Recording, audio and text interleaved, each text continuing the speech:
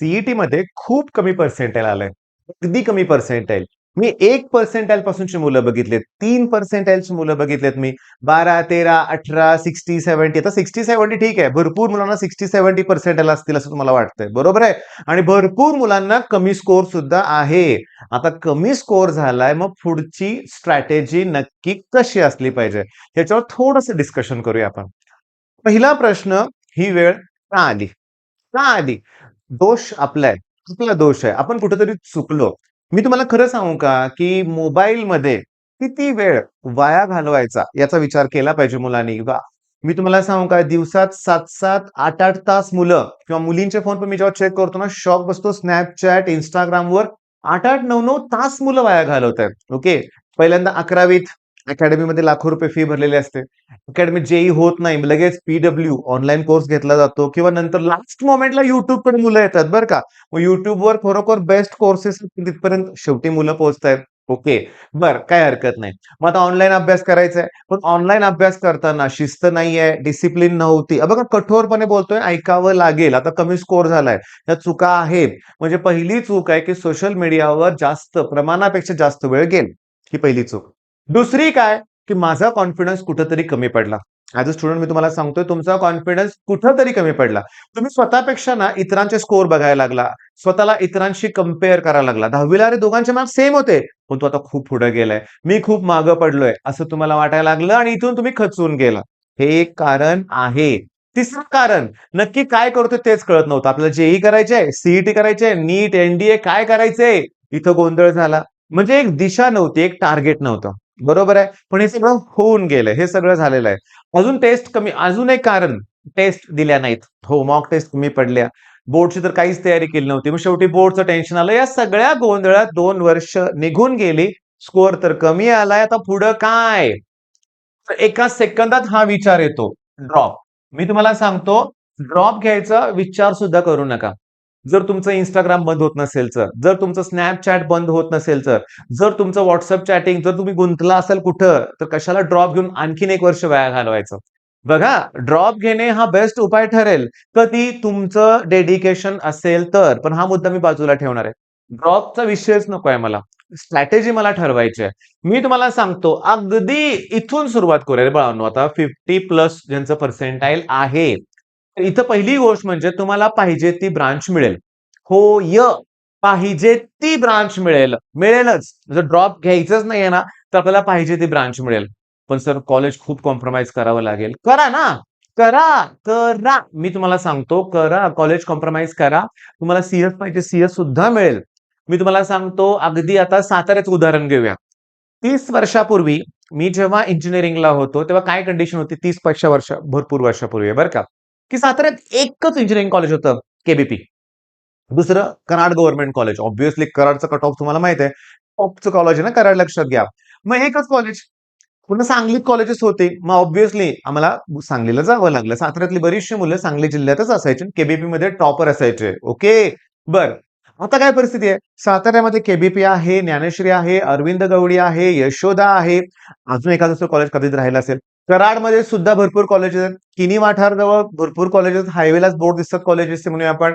कोल्हापुरात DY. पाटीलचे 3 colleges, Bharati Vidyapeeth आहे आणि विवेकानंद इन्स्टिट्यूट जे आहे कोल्हापुरातली, त्यांनी पण 2-3 वर्षापासून इंजिनिअरिंग कॉलेज सुरू केलं. म्हणजे नंबर ऑफ कॉलेजेस वाढलेत बाळांनो. एखादं नवीन कॉलेज जरी असेल तरी घेऊया आपण. पण कधी? मी तुम्हाला सांगतो, या गोष्टीला माझा नकार आहे. ठीक आहे, तुम्ही अभ्यास करत नाही म्हणून.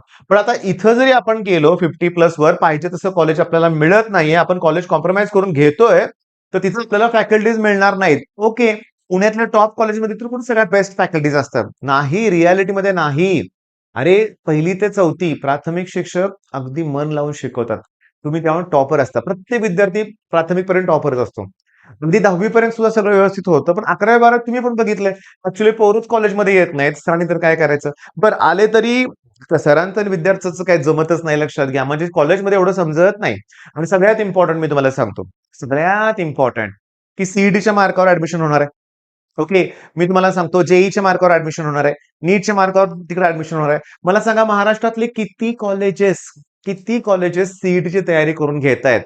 मी तुम्हाला सांगतो, आता मी कुठल्या कॉलेजचं नाव घेत नाही. आहे XYZ कॉलेज म्हणूया आपण. तर सीईटीची तयारी करायची असेल तर 65K एवढी फी भरायची, की जी ऑफलाईन क्लासेसची पण एवढी फी नसते. कॉलेजेस एवढी फी घेते. मग कुठल्यातरी प्रकल्पाच्या नावाखाली एवढी फी घेतली जाते लक्षात घ्या. बऱ्याचशा कॉलेजमध्ये. मग कॉलेजमध्ये पण सीईटी वाले शिकत नाहीत. मग ह्या सगळ्या गोंधळातून आपण गेलो होतो. बरोबर आहे. आता इंजिनिअरिंगला घ्यायचंय. मग माझं काय म्हणणं आहे बघा. इंजिनिअरिंगला घ्यायचं आहे ना, तर YouTube. मग सगळीकडून तुम्हाला शेवटी YouTubeवरच यायचंय. आता YouTubeवर बेस्ट चॅनल आहेत इंजिनिअरिंगला ते सुरुवातीपासून फॉलो करायचे. शॉर्ट्स, रील्समध्ये वेळ घालवायचा नाही. मग कुठलंही कॉलेज असू दे त्यात तुम्हाला टॉप करायचं. ओके. मग मला सांगा साताऱ्यात मी तुम्हाला सांगतो काय नावं घेतली मी यशोदा, ज्ञानेश्री, अरविंद गवळी.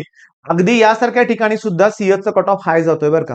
हो केबीपीला तर 90 कडे गेला असेल, ज्ञानेश्री पण 80 टू 90च्या रेंजमध्ये तो कट ऑफ गेलाच असेल लक्षात घ्या.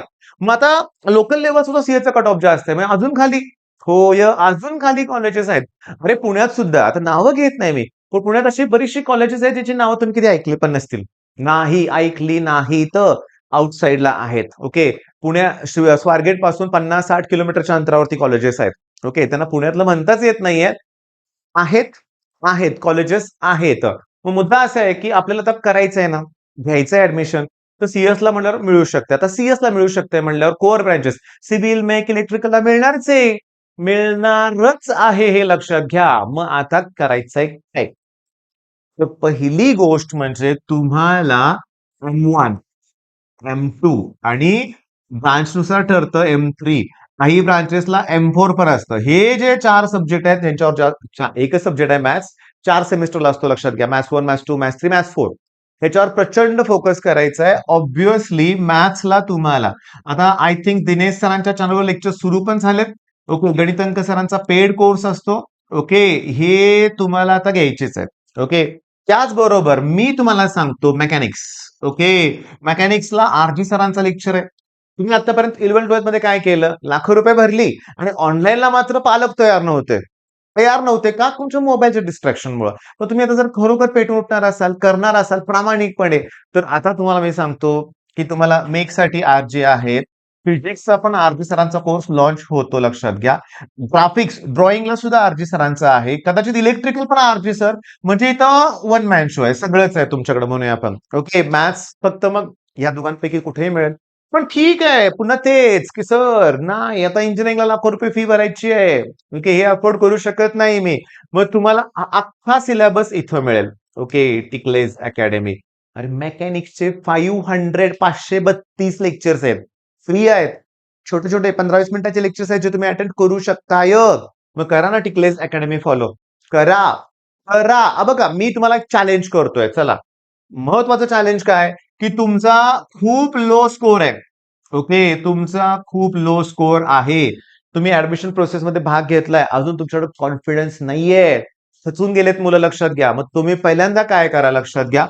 ॲट एनी कॉस्ट तुमचं जे 11चं ट्रिगो 2 आहे ना, factorisation sine C plus sine D. Defactorisation two sine A cos B, two cos A sine B, two cos A cos B, two sine A sine B. याचे 4 फॉर्म्युले आहेत. पुन्हा 1 plus sine 2 theta, 1 minus cos 2 theta. Okay. Sine 3 theta, cos 3 theta लागणार आहे. मग हे पहिला करा. जमतंय का बघा. सिलेबस डाउनलोड करून घ्या. इंजिनिअरिंगच्या अभ्यासाला सुरुवात करा. मी तुम्हाला सांगतो बाळांनो काही नाही याचे क्लासेस लावलेत. काही गरज आहे का? आता नाहीये गरज. जसं 10वी नंतर एम-एस-सी-आय-टी लावलं होतं ना? हो, एम-एस-सी-आय-टी गव्हर्नमेंट जॉबसाठी लागतंय म्हणून. तसं आता बरेच जण हे करत बसलेत. आणि मला तर इंटरेस्ट यायला लागला, भारी वाटायला लागलंय. अरे लाईफ म्हणजे इतकं इझी नसते रे. स्ट्रगल हा असतोच लक्षात घ्या. म्हणजे आता मी तुम्हाला सांगतो, आता असं मला कधीच कॉमेंट करू नका, की तुम्ही फक्त टॉपरचा विचार करताय. या माझ्या क्लासमध्ये बघा, की आता 12वीचे माझ्याकडे 100च्या आसपास मुलं आहेत ना, त्यातले मी 2 ग्रुप केलेत. टॉपर्सना वेगळे घेतले ते वरच्या बॅचमध्ये बसतात आणि जे अभ्यास न करणारी मुलं आहेत, मी त्यांना कमी लेखत नाहीये लक्षात घ्या. ते सुद्धा टॉपरच्या लेव्हलचीच मुलं आहेत. करत नाहीत ना. मग त्यांना मी वैयक्तिक रोज घेतोय. ओके. आता नेक्स्ट समजा वीकमध्ये रोटेशनल फ्लुइडची टेस्ट आहे. 1 टू 1 सगळ्या डेफिनेशन्स घेतलेत. आज डेफिनेशन घ्यायची, उद्या फटके देऊन विचारायचे आणि करून घेतो मी सगळ्यांच्याकडून. पण जसा तुम्ही एफर्ट्स लावता तसा रिझल्ट लागतो बरं का. किंवा मी कधीही माझा रिझल्ट उगाच कुठे हे करत बसत नाही. म्हणजे मी YouTubeवर असा कुठे व्हिडिओ बनवलाच नाहीये. किंवा मला आनंद होतोय, की माझ्याकडे ऑनलाईन तसेच ऑफलाईन असलेल्या मुलांनी इक्वेशन एक्स फॉलो केलं होतं. स्वयं फिजिक्सनं फॉलो केलं होतं. ओके. खूप चांगले चॅनल्स आहेत. स्टडी 99.66 एक ऑनलाईन स्टुडंट आहे. फिजिक्ससाठी स्टडी चक्र चॅनल फॉलो केलं होतं. एक्स्ट्राऑर्डिनरी मी फॉलो केलंय 3 वर्षापासून सरांना.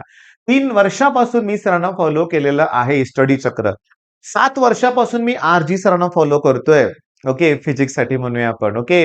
आता कसं आहे, की मॅथ्सचा विचार केला तर एक 2-3 वर्षासाठी मॅथ्सला ऑनलाईनसाठी वेगळ्या फॅकल्टीज होत्या. तर मॅथ्सला मी सरांना वगैरे फॉलो करत नव्हतो. ओके. ओके. पण आता मी तुम्हाला सांगू का? तर मी स्वतःहून मॅथ्ससाठी इक्वेशन एक्स फॉलो करतो. स्नायपर्स.